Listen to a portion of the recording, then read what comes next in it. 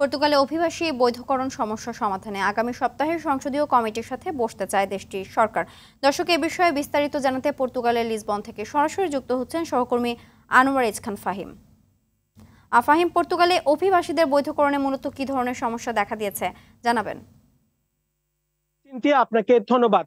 পর্তুগালে স্থানীয় যে গণমাধ্যমগুলো রয়েছে সপ্তাহখানেক ধরে ধারাবাহিক ভাবে তারা বেশ কিছু প্রতিবেদন প্রকাশ করে যাচ্ছে অভিবাসী এবং অভিবাসন যে সংস্থা রয়েছে তাকে নিয়ে, এবং এর প্রভাব স্থানীয় রাজনীতি তথা সংসদেও পড়েছে। এবং সংসদে দেশটির সরকার এই ঘোষণা দিয়েছেন যে আগামী সপ্তাহের মধ্যে একটি সংসদীয় যে কমিটি রয়েছে, যাতে করে অভিবাসন সংস্থার কাজগুলো আরো ত্বরান্বিত হয় সেই ব্যবস্থা করা হবে।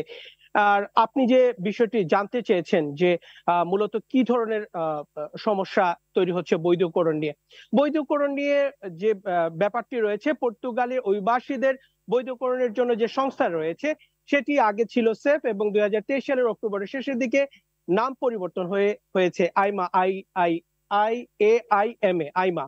এই আইমা হওয়ার পরে থেকে বেশ কিছু জটিলতা দেখা দিয়েছে। মানে যে সেফের 3,50,000-এরও বেশি ফাইল যে জমা ছিল, সেই ফাইলগুলো এখন পর্যন্ত অনেক ফাইলেরই কাজ ধরা হয়নি, যা ঝুলে রয়েছে।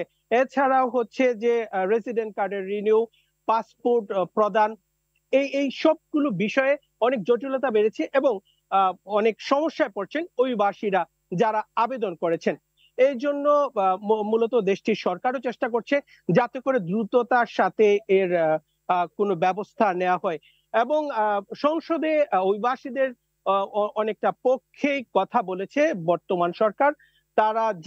তিনি যে বিষয়টি উল্লেখ করেছেন যে অভিবাসীদেরকে তাদের পূর্ণ সম্মান এবং তাদেরকে যাতে এই দেশের বিধান অনুযায়ী তাদেরকে পূর্ণ সম্মান দিয়ে তাদেরকে স্বাগত জানানো হয়। এই ছিল সর্বশেষ, সিনথিয়া। ধন্যবাদ।